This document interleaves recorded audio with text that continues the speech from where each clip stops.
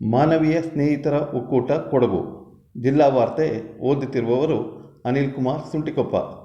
ವಾರ್ತೆಗಳ ಮುಖ್ಯಾಂಶಗಳು. ಕನಸಾಗಿಯೇ ಉಳಿಯಲಿದೆ ಮೈಸೂರು ಕುಶಾಲನಗರ ರೈಲ್ವೆ ಯೋಜನೆ. ಮತ್ತೆ ಜಿಲ್ಲೆಯಲ್ಲಿ ಮಳೆ ಸಾಧ್ಯತೆ, ರೆಡ್ ಅಲರ್ಟ್ ಘೋಷಣೆ. ಬೂಕರ್ ಪ್ರಶಸ್ತಿ ಪುರಸ್ಕೃತೆ ದೀಪಾ ಬಾಸ್ತಿಗೆ ಮಡಿಕೇರಿಯಲ್ಲಿ ಗೌರವ ಸಮರ್ಪಣೆ. ಶಾಸಕ ಮಂತರ್ಗೌಡ ಅವರಿಂದ ಮೃತೆ ಮೀನಾಳ ಕುಟುಂಬಕ್ಕೆ ಮನೆ ಹಸ್ತಾಂತರ. ಜಿಲ್ಲೆಯಲ್ಲಿ ಜುಲೈ 5ರವರೆಗೆ ಭಾರೀ ವಾಹನಗಳ ಸಂಚಾರಕ್ಕೆ ಜಿಲ್ಲಾಧಿಕಾರಿಗಳಿಂದ ನಿಷೇಧ. ವಾರ್ತೆಗಳ ವಿವರ.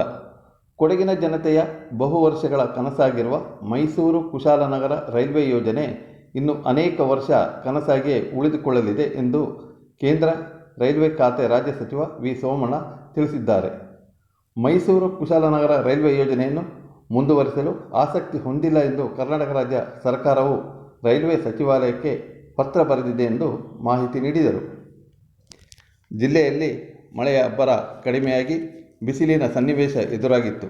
ಇದೀಗ ಮತ್ತೆ ಮಳೆಯಾಗುವ ಮುನ್ಸೂಚನೆಯನ್ನು ರಾಜ್ಯ ಹವಾಮಾನ ಇಲಾಖೆ ನೀಡಿದ್ದು, ಇದೀಗ ತಾರೀಖು 12ರಿಂದ 14ರವರೆಗೆ ಕೊಡಗು ಸೇರಿದಂತೆ ರಾಜ್ಯದ 10 ಜಿಲ್ಲೆಗಳಿಗೆ ಈ ಅವಧಿಯಲ್ಲಿ ರೆಡ್ ಅಲರ್ಟ್ ಘೋಷಣೆ ಮಾಡಲಾಗಿದೆ.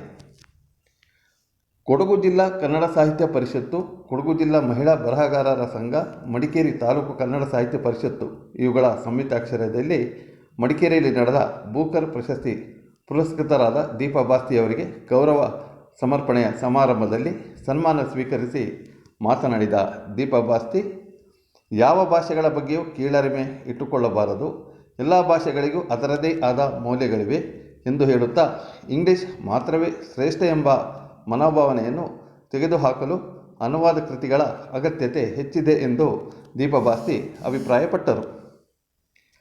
ಕಳೆದ ವರ್ಷ ತನ್ನ ಪ್ರಿಯಕರನಿಂದ ಬರ್ಬರ ಹತ್ಯೆಯಾಗಿದ್ದ ಸೂರ್ಲಬ್ಬಿ ಕುಂಬಾರಗಡಿಗೆ ಗ್ರಾಮದ 10ನೇ ತರಗತಿ ವಿದ್ಯಾರ್ಥಿನಿ ಮೀನಾಳ ಕುಟುಂಬದವರಿಗೆ ಶಾಸಕ ಮಂತರ್ಗೌಡ ಮತ್ತು ಅವರ ಹಿತೈಷಿಗಳು ಸುಮಾರು 8.5 ಲಕ್ಷ ರೂಪಾಯಿ ವೆಚ್ಚದಲ್ಲಿ ನಿರ್ಮಿಸಿರುವ ಮನೆಯನ್ನು ಕುಟುಂಬಸ್ಥರಿಗೆ ಹಸ್ತಾಂತರಿಸಿ ಮಾತನಾಡಿದ ಶಾಸಕರು, ಮಾನವೀಯ ನೆಲೆಗಟ್ಟಿನಲ್ಲಿ ನಾವು ಮಾಡಲೇಬೇಕಾದ ಕೆಲಸ ಇದಾಗಿದ್ದು, ಯಾವುದೇ ರಾಜಕೀಯ ಉದ್ದೇಶವಿಲ್ಲದೆ ಸ್ನೇಹಿತರೊಂದಿಗೆ ಸೇರಿ ಈ ಕೆಲಸವನ್ನು ಮಾಡಿದ್ದು, ಮಗಳನ್ನು ಕಳೆದುಕೊಂಡ ಕುಟುಂಬದ ಕಣ್ಣೀರು ಒರೆಸುವ ಪ್ರಯತ್ನ ಮಾಡಿದ್ದೇವೆ.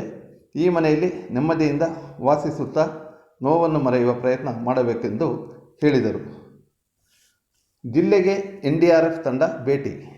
ರಾಷ್ಟ್ರೀಯ ವಿಪತ್ತು ನಿರ್ವಹಣಾ ತಂಡವು ಹಾರಂಗಿ ಜಲಾಶಯ ಹಾಗೂ ಕುಶಾಲನಗರದಲ್ಲಿ ಪ್ರವಾಹ ಸಂಭವಿಸಬಹುದಾದ ಪ್ರದೇಶಗಳಿಗೆ ಭೇಟಿ ನೀಡಿ ಪರಿಶೀಲನೆ ನಡೆಸಿತು.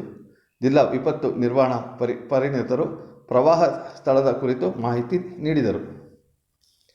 ಹಿರಿಯರು ಕಟ್ಟಿದ ಭಾವೈಕ್ಯ ಸಮಾಜ ಗಟ್ಟಿಗೊಳಿಸಿ ಎಂದು ಶಾಸಕ AS ಪೊನ್ನಣ್ಣ ಯುವಕರಿಗೆ ಕರೆ ನೀಡಿದರು.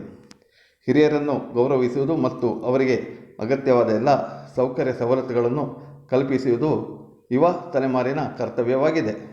ಗೋಣಿಕೊಪ್ಪಲು ಗ್ರಾಮ ಪಂಚಾಯಿತಿ ಹಳೆ ಕಟ್ಟಡದ ಸಭಾಂಗಣದಲ್ಲಿ ಹಿರಿಯ ನಾಗರಿಕರಿಗೆ ಸಾಧನ ಸಲಕರಣೆ ವಿತರಣೆ ಮಾಡಿ ಅವರು ಮಾತನಾಡಿದರು. ಜುಲೈ 5ರವರೆಗೆ ಮರಳು, ಮರದ ದಿಮ್ಮಿಗಳು ಹಾಗೂ ಭಾರೀ ವಾಹನಗಳ ಸಂಚಾರವನ್ನು ನಿಷೇಧಗೊಳಿಸಿ ಆದೇಶ ಹೊರಡಿಸಿದ್ದು, ಪ್ರಸ್ತುತ ಆದೇಶವನ್ನು ಭಾಗಶಃ ಮಾರ್ಪಡಿಸಿ ಈಗಾಗಲೇ ಕಡಿದ ಮರದ ನಾಟಗಳನ್ನು ಮಾತ್ರ ಗರಿಷ್ಠ ನೋಂದಾಯಿತ ತೂಕ 18.5 ಟನ್ ಮೀರದಂತೆ ದಿನಾಂಕ ಜೂನ್ 20ರವರೆಗೆ ಸಾಗಿಸಲು ಜಿಲ್ಲಾಧಿಕಾರಿಗಳು ಆದೇಶ ಹೊರಡಿಸಿದ್ದಾರೆ. ಸರ್ಕಾರಿ ವಕೀಲರಾಗಿ ಮಡಿಕೇರಿಯ ವಕೀಲ ಜುನೈದ್ MM ಅವರು ನೇಮಕಗೊಂಡಿದ್ದಾರೆ. ಕರ್ನಾಟಕ ಉಚ್ಚ ನ್ಯಾಯಾಲಯದ ನಿರ್ದೇಶನದಂತೆ ಜಿಲ್ಲಾ ನ್ಯಾಯಾಧೀಶರು ಜುನೈದ್ ಅವರನ್ನು ಸರ್ಕಾರಿ ಸಹಾಯಕ ಕಾನೂನು ನೆರವು ಅಭಿರಕ್ಷಕರಾಗಿ ನೇಮಕ ಮಾಡಿರುತ್ತಾರೆ. ಇವರು ಮಡಿಕೇರಿಯ MH ಮುಸ್ತಫಾ ಹಾಜಿಯವರ ಪುತ್ರ. ಇಲ್ಲಿಗೆ ಇಂದಿನ ಜಿಲ್ಲಾ ವಾರ್ತೆ ಮುಕ್ತಾಯವಾಯಿತು. ನಮಸ್ಕಾರ.